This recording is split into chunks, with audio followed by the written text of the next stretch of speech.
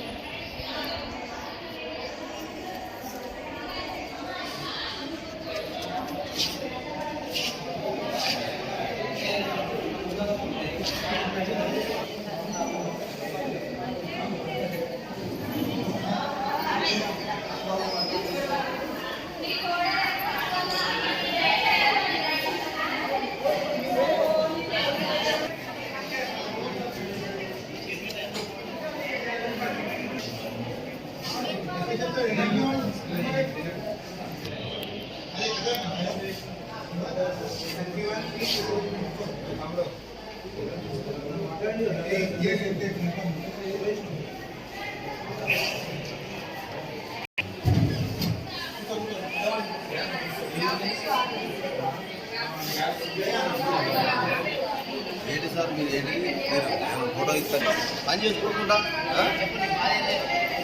ప్రజాపాలన application పెట్టినాం sir పెట్టిన తర్వాత ఈకేవైసీ చేయించుకొచ్చుకోవడం వాళ్ళు ఈకేవైసీ నుంచి మాకేం రిపోర్ట్ ఇవ్వలేదు తర్వాత కరెంటు బిల్లు ఏదో నమోదు చేపివ్వన్నారు కరెంటు బిల్లు ఇంటికి రాని ఉంటాం మేము నమోదు చేపివ్వన్నారు నమోదు ఏం చేసినా మాకు తెలియదు కరెంటు బిల్లు 0 బిల్లు రాలేదు ఇక్కడికి వచ్చిన తర్వాత మీరు లైన్ కట్టమన్నారు ఆ సార్ ఏం చెప్పి లోపల ఉన్నటువంటి సారు రూమ్ నెంబర్ 1 ఇవ్వమంటారు రూమ్ నెంబర్ 1 మీద మాకు చూపించండి రూమ్ నెంబర్ 1 లేదు అసలు మమ్మల్ని ఎందుకు పిచ్చోలని చేస్తారు ఎందుకు పెట్టిన పథకాలు ఏమిటికి ఇవి ఏమనుకుంటారు అసలు ప్రజలంటే ఏంది అసలు మీరు ఓట్ల కొరకు వచ్చినప్పుడు వచ్చి తిరిగి అది చేసుకొని పోతారు ఆయనకి వచ్చిన తర్వాత ఆయన కమిషనర్ ఉంటాడు ఆఫీసర్లు ఉంటారు ఒక్కరు కూడా స్పందించరు దానికి ఏం సమాధానం లేదు ఆయన దగ్గర పోతే లైన్ కట్టి 30 మంది తర్వాత ఆడికి పోతే నీది గ్యాస్ కనెక్షన్ లేదంటాడు తర్వాత ఆడిపోయిన తర్వాత ఏమంటాడు రేషన్ కార్డు లింక్ లేదంటాడు కరెంటు బిల్లులు వాళ్ళు చేయలేదంటాడు మీ భార్య పేరు శ్రీదేవి అయితే శ్రీవాణి కొట్టిందని చెప్తాను ఏం చేయాలి మేము చెప్పాను ఇంత చదువు డిగ్రీ చేసిన నేనే ఎందుకు సామాన్యులు ఏం చేయగలుగుతాను ఈ పని ఏం చేయించుకోగలుగుతాను ఇప్పుడు ఏంది నాకు నేను అప్లికేషన్ ఇచ్చిపోవాలా ఏంటిది మమ్మల్ని పని చేసుకోకుండా పని చేసుకోకుండా ఇలా లైన్లు కట్టి పొద్దున్న నుంచి లైన్లు కట్టి మరి చేసినప్పుడు ఇంటికి వచ్చి మరి చేసినప్పుడు కరెక్ట్గా మీటర్ దగ్గర చేయాలి మాకు గ్యాసు కనెక్షన్ ఉన్నది గ్యాస్ ఇంటికి వచ్చి ఇచ్చిపోతాడు మా ఇంటి దగ్గర పని చేసిపోవాలి లేకపోతే ఇక్కడికి వస్తే కనీసం స్పందన కరెక్ట్గా ఉండాలి ఏది స్పందన ఏది ఏం తిరగాలి మేము ఇక్కడ అలా పోతే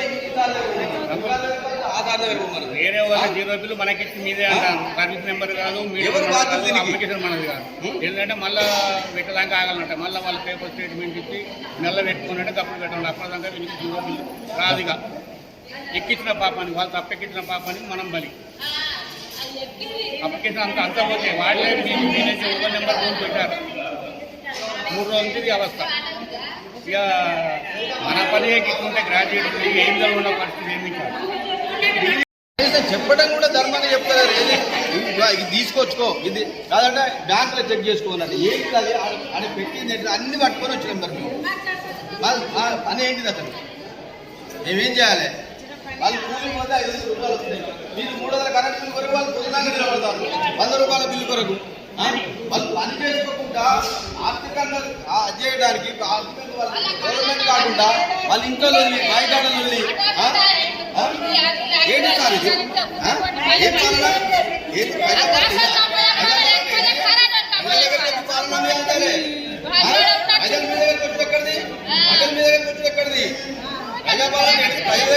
పాలన.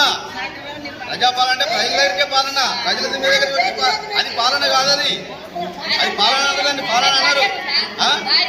ఎవరు చెప్పుకుంటావు సార్? మన శివలింగ లంచాలంటే ఏదో ఏదో అవినీతి ఆరోపణలు ఎవరు చెప్పాలి? మా సమస్యలు కలెక్టర్ చెప్తామంటే కలెక్టర్. జై తెలంగాణ. తెలంగాణలో కొత్త ప్రభుత్వం వచ్చింది, ప్రజాప్రభుత్వం వచ్చిందని చెప్పేసి కాంగ్రెస్ ప్రభుత్వం వచ్చిన తర్వాత 6 గ్యారంటీలు అమలు చేస్తామని చెప్పేసి వాళ్ళు ప్రజలకు మేలు చేసే కార్యక్రమాలు తీసుకొచ్చారు. దానికి తెలంగాణ ప్రజలందరూ కూడా హర్షం వ్యక్తం చేసి ప్రజలకు మంచి జరుగుతుందని సంతోషపడ్డారు. అందులో భాగంగా ఏదైతే గృహలక్ష్మి ప్రజాపాలన ఫామ్స్ అని చెప్పేసి ప్రభుత్వం అందరి దగ్గర నుండి తీసుకునే ముందు ఒకటే మాట చెప్పారు, ఇది ఒక్కరోజు తీసుకునేది కాదు, ప్రతిరోజు ఇది రెగ్యులర్గా జరిగే ప్రాసెస్.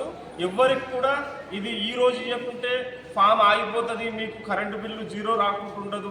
అదేవిధంగా మీకు గ్యాస్ సబ్సిడీ కావచ్చు, అన్ని గవర్నమెంట్ నుండి ఏమేమి రావాలనో ఈ ఒక్కరోజు ఇవ్వకుంటే ఏం ఆగిపోదు. మీరు ఎప్పుడైనా ఎంపీడీఓ ఆఫీస్కో మున్సిపల్ ఆఫీస్కో వెళ్ళి ఇవ్వొచ్చని ప్రభుత్వం ముఖ్యమంత్రి రేవంత్ రెడ్డి గారు స్పష్టంగా చెప్పారు. ఏ రోజైనా ఇస్తే ఏం కదని. కానీ 100 రోజులైంది ఈరోజు ప్రభుత్వం వచ్చి. 100 రోజులైన తర్వాత సగం మందికి 0 బిల్ వచ్చింది, సంతోషం అందరూ. మిగతా వాళ్లకు సగం 0 బిల్ వస్తలేదు. 0 బిల్ ఎందుకు వస్తలేదు? ఇలాంటి ముసలోళ్ళు చూడండి,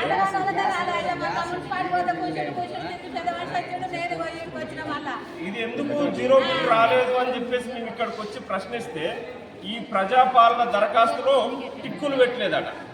ఇలాంటి ముసలోళ్లకు తెలుసా ఈ ఫామ్ ఎట్లా నింపాలో తెలుసా? చదువు రాని వాళ్ళతోని ఆల్రెడీ ఆ రోజు తీసుకునేటప్పుడు అధికారులు పూర్తిగా చెక్ చేసి తీసుకున్నారు. ఏదైనా మిస్ అయినా కానీ మేము పెడతాం, మేము చూసుకుంటాం, ఇబ్బంది లేదని చెప్పారు. ఈ రోజు మళ్ళీ ఇంత లైన్లు ఉన్నాయి చూడండి. జనగామ మున్సిపాల్లో ఉన్న రూములన్నీ కూడా నిండిపోయినాయి. ప్రజాపాలన ఫామ్లో మాకు 0 బిల్ రావట్లేదు, సబ్సిడీ రావట్లేదు. సరే, ముసలోళ్ళు అంటే ఫామ్ కరెక్ట్ నింపలేదు మీరు అన్నట్టు అనుకుందాం.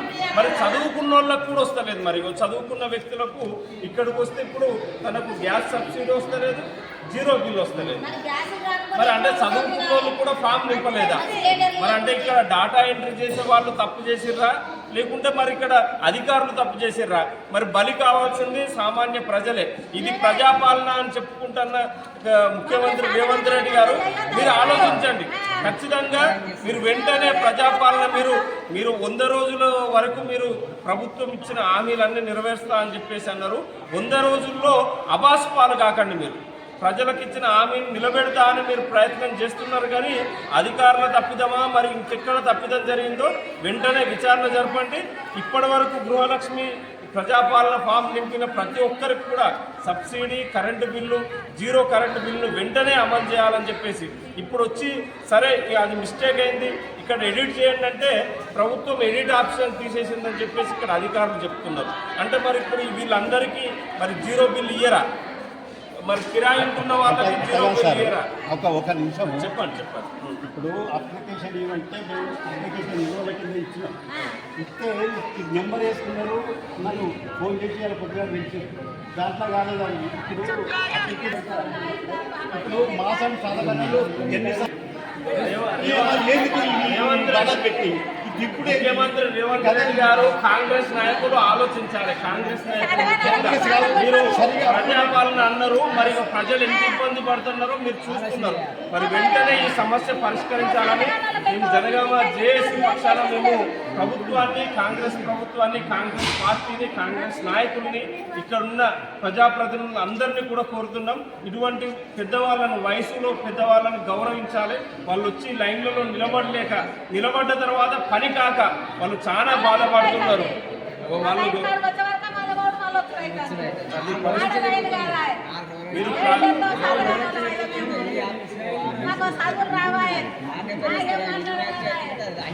ఇప్పుడు మేము ఈ రేవంత్ రెడ్డికి ఓటేసి మేము తప్పు చేసినామా? కాదు, కాంగ్రెస్ ప్రభుత్వానికి ఓటేసి తప్పు చేసినామా? ఏంది మేము తెలియదు. ఎందుకు ఆశ పెట్టిన మాకు ఇది తీసేది ఉపయోగిస్తాం. ఎన్నిసార్లు చెప్తారు ఇది? ఇప్పుడు కొత్త బిల్లు వచ్చింది సార్, కొత్త బిల్లు వస్తే కట్టకపోతేనేమో వాడు ఫీజు ఇస్తాడు. ఇప్పుడు వాళ్ళకి వచ్చి వాళ్ళకి రాకపోతే బాధ అనిపిస్తుంది. 10 ఇంటి వాళ్ళకి 0 అవుతుంది, నాకు రాదు. నాకు మా వాళ్ళు ఇంకేమంటారు, నీకు చేత కదా, నువ్వు కాంగ్రెస్ లీడరు అవి ఇవి అంటారు, ఇవన్నీ అంటున్నారు. ఇవి ఏమన్నా మేము జెండా పట్టుకొని తిరిగి ఓటేయి అని